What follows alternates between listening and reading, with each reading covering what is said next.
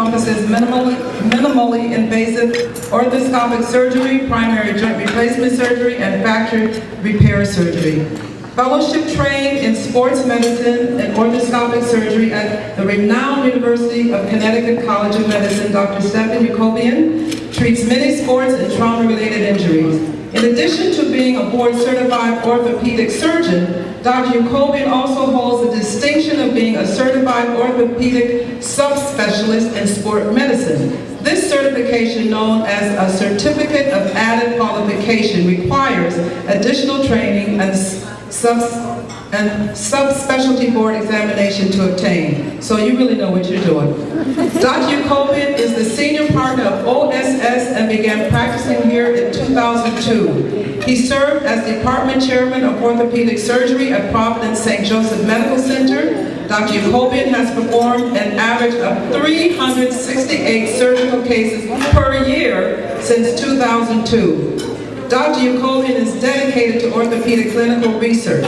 At OSS, he has conducted and published numerous research studies in peer-reviewed orthopedic journals, as well as presented at national meetings. He teaches both pre-medical and medical students from local universities in the disciplines of orthopedic sports medicine and orthopedic clinical research. Welcome, please, and congratulations to Dr. Stephan Yacoubian, MD.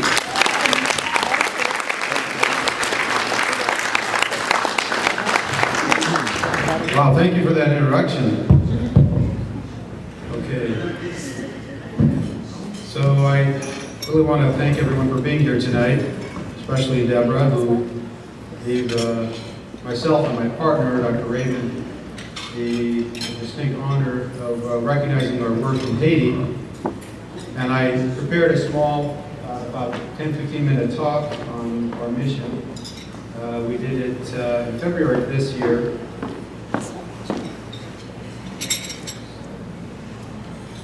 Not the point because we're not connected here. How did we get involved in this endeavor? Basically, during the earthquake, we were contacted by the American Academy of Orthopedic Surgeons to volunteer. And at that time, many organizations were contacting orthopedic surgeons through our national academy.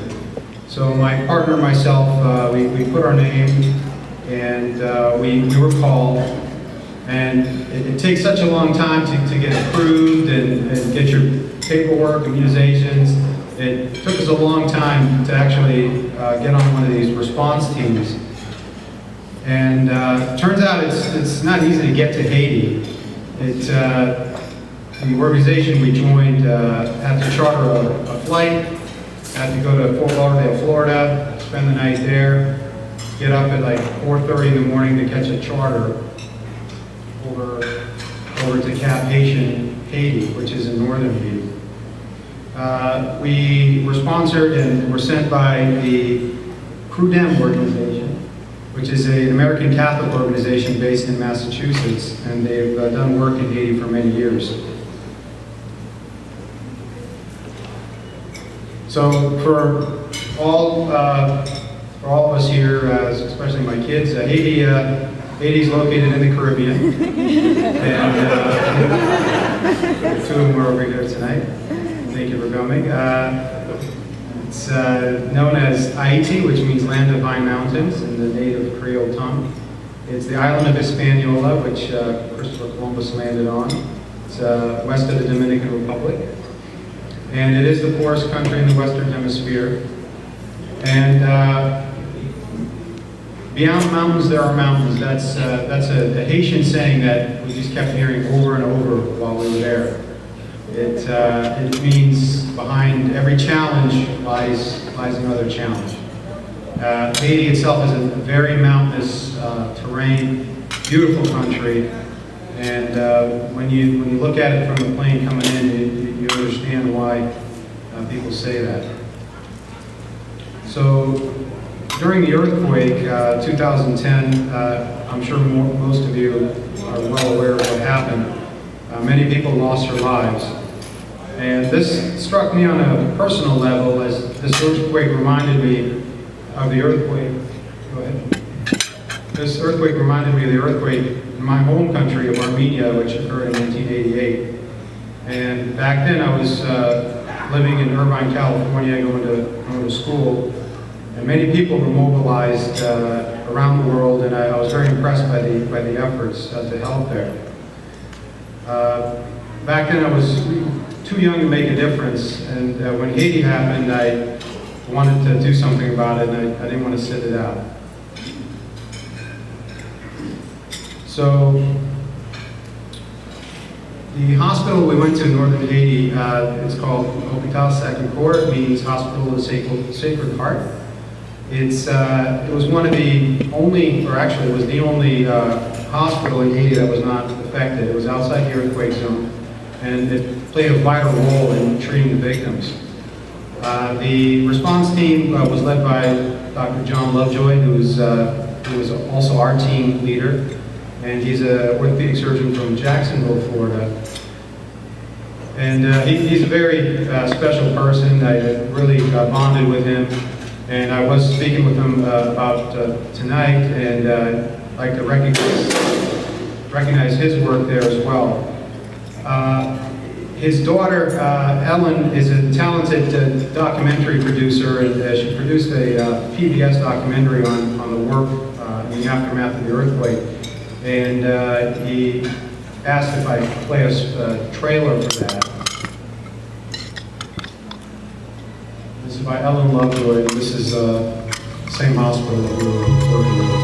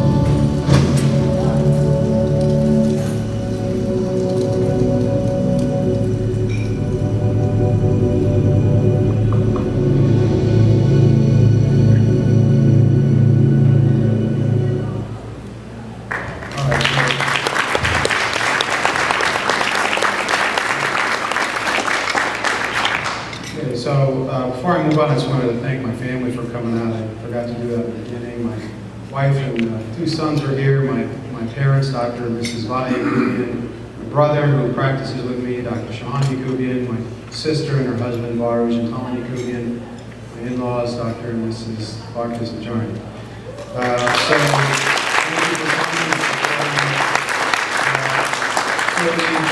So the 2011 mission, this February, it was the same team that you saw. It was a 16-member team, and team members were from across the country. We had people from Indiana, we had people from Virginia, Florida, California. We were 4 orthopedic surgeons, myself, my partner, Dr. Raymond Raven, whose profile is also in the program, and 3 anesthesiologists from Purdue University, physician assistant, physical therapists, orthotists, nurses, and residents. So it was a very, very well put together team. A lot of logistics went into this, and this is a partial team picture here. We didn't really have time to get everybody together, but in Haiti, as you can see in the background, it's really a gorgeous country. I was really impressed by just the beautiful terrain there, and it's mountains beyond mountains. It's just one range after another. So the situation on the ground when we got there to Milo, which is this small hospital near Cap Haitian, they increased the size of the hospital by adding a tent city next door.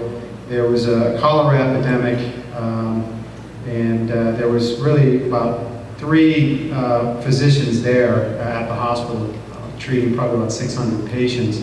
They had one general surgeon who was trained in Port-au-Prince. He's a very talented general surgeon. He was a couple years younger than I am, and he was just working 24/7, and there was absolutely no orthopedic surgeons around. And there are no orthopedic surgeons for the 225,000 people who live in northern Haiti. And a lot of the earthquake victims had come up to northern Haiti because it was unaffected, thereby increasing the population size. We saw a lot of orthopedic injuries that had gone untreated. The good news was that the U.S. Navy, as you saw one of the choppers landing there, they left a lot of equipment, a lot of orthopedic equipment there at the hospital, and it was very, very well guarded at the hospital. They kept this stuff locked away, and it was a storeroom. It was like a treasure trove of orthopedic equipment. Nobody there knew how to use it, but they knew that somebody would come one day and knew how to use it. Or at least they were hoping somebody would come and use this stuff, because it was literally hundreds of thousands of dollars of equipment. Goals of our mission was to treat as many people as quickly and safely as possible, perform as many surgical cases as we could, because we were essentially a surgical team. We also did some teaching of the local staff, the nurses there, and their own therapists that they had.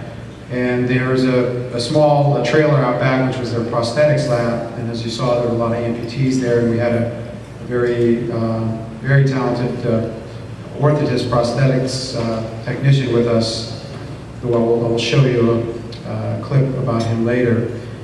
And of course, we also wanted to organize and prepare equipment for the next orthopedic team, which was going in 6 months after our departure. So who did we end up treating? As I stated, earthquake victims, amputees, untreated injuries, poorly healed injuries. And while we were there, accidents were happening. People were just showing up at the hospital who were hit by cars or motorcycles outside. Just regular daily injuries. People just kept showing up. This picture, we took this in front of the clinic. As soon as we arrived at the airport, we went to the hospital. There was a line of about 300 people waiting because they knew we were coming. There were people from all around. They were camped out at the hospital, ready to be seen. Some of the equipment we had to take with us. We were limited by our plane. It was a small plane that we took over. So we were able to bring a lot of this stuff with us. But as you can see in the top right, this was my partner, Dr. Raven, and myself. We were going through all the equipment that the U.S. had left behind and trying to piece things together so we could do surgery. So at night, we were in the storeroom putting stuff together for the next morning's surgeries. And we were taking pictures of the equipment sets so that we could give it to the nurses and then they could just look at the pictures and make the next set. Language was a bit of a problem because none of us speak French, but we did have translators with us. This young man is an earthquake victim. He was at school and school collapsed on him. American firefighting unit dug him out. I'm not sure from which city, but he didn't know, but he knew they were Americans. They found him with a dog and got him out. Fortunately, he had only broken his leg, but as you can see on that X-ray, his leg healed in a very deformed position, and this was a year out. So we decided to help him out, and we performed an operation where we basically had to re-break the bone and position it and correct the deformity. Really nice young man, very appreciative.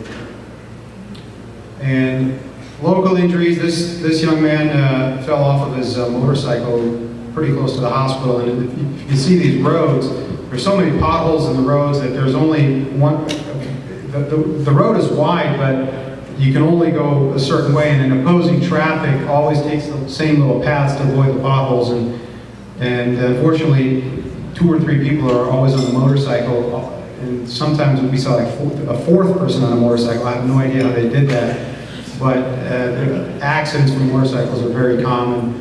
And we had to fix this young man's forearm fracture. Next.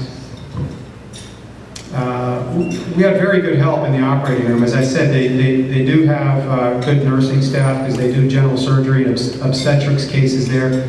They just don't do any orthopedic surgery trauma cases. So they were very willing to help. They came in late. They came in early, stayed late, and really tried to learn and looked at the trays we were preparing and really made a concerted effort to help us out. Next.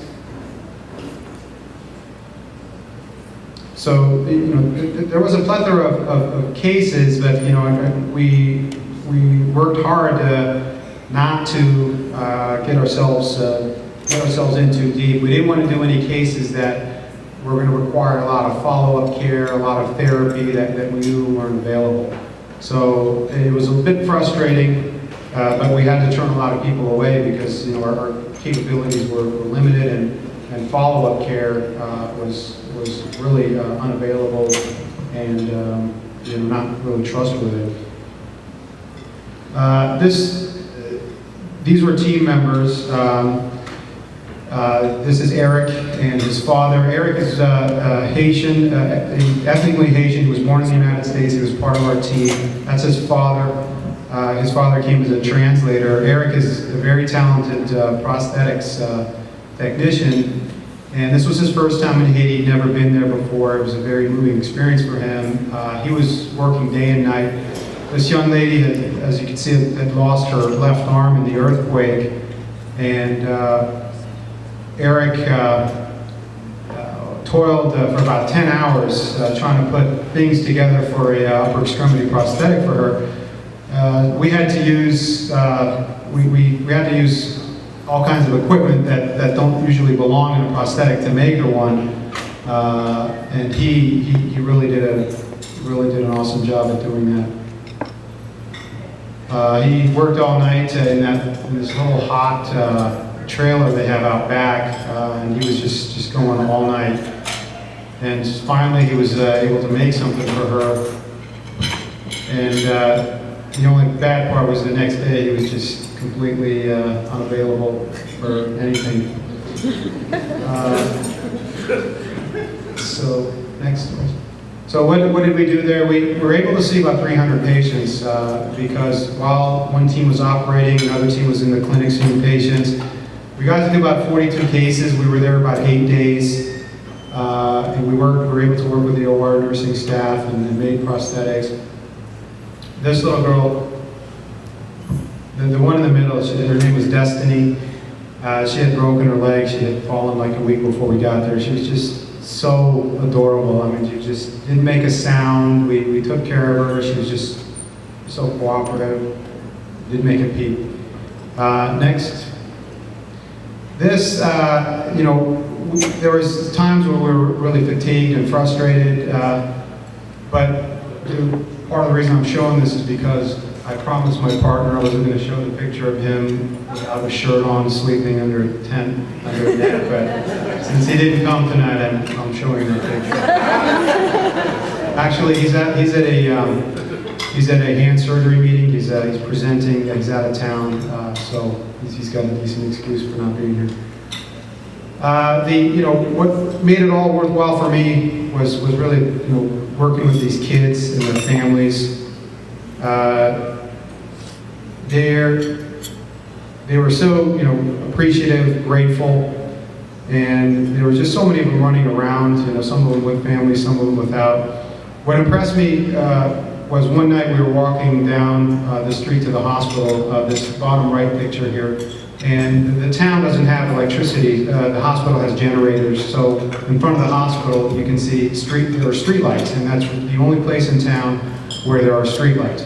So as you walk into the hospital, I saw a bunch of kids. You can see a father and son, and what they're doing is homework. They're just sitting there with their books open, and the father's teaching his son, and that's their brother over there. They're doing homework because that's the only place where they have light is outside in the street in front of the hospital. So I wanted to show that to my boys because they have lights in their rooms. So the last night, the mayor of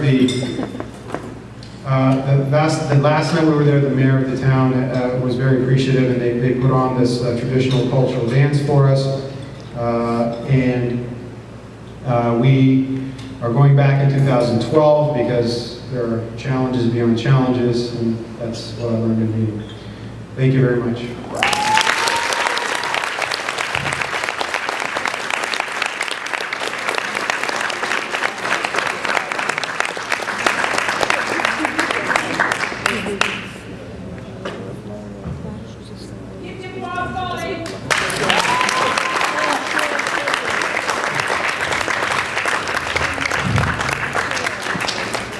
Dr. Yacoubian, your award.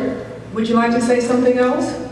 I just wanted to thank everybody for coming. I know it's hard to give. If you can fill out your envelopes and give the helping hands, I think it's the right thing to do. Excellent closing speech. By the way, speaking of those envelopes, I understand that maybe this evening is not a good time to give, but please take them home with you and think about it, and whatever you can do, we will so appreciate it. So if you can't give tonight, take the envelopes with you, please, and fill those envelopes up with 1,000 checks when you get home. Our final honoree is Dr. Raymond Raven. He is not here this evening. Dr. Yacoubian is going to accept the award for him, but I would like to read you a little bit about him as soon as I find it up here. And maybe I won't.